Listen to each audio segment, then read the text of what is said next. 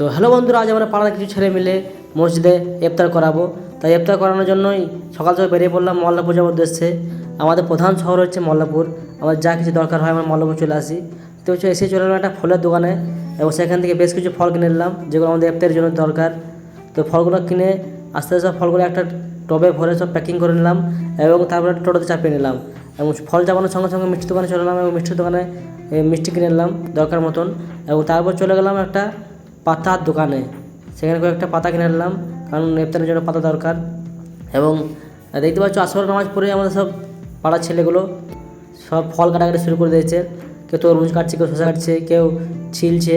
তো ফল কাটার পরে আমরা দেখতে পাচ্ছ নাস্তাগুলো সব সাজাতে লাগলাম ইফতারের জন্য, কারণ এখন আসর থেকে মাগরিব টাইম খুবই কম, সেই জন্য জলদি জলদি সব নাস্তাগুলো সাজাতে লাগলাম। এবং আমার পাড়ার ছেলেগুলো খুব সুন্দরভাবে নাস্তাগুলো সাজিয়েছে দেখতে পাচ্ছ। নাস্তাগুলো কোন সাজানো হয়েছে কমেন্টে করো। তো আমাদের ফল সাজানো প্রায় কমপ্লিট। এবার আমাদের বসে পড়েছে সেই ছোটো ছোটো রোজাদাররা, তারপরে লাইনে বসে বড়ো বড়ো রোজাদাররা। তো আজকে দিনটা আমাদের খুব ভালো কাটলো, এভাবে সারা দিনটা পেরিয়ে গেলো। আজকে রোজাটা খুব মজাতে কাটলো আমাদের।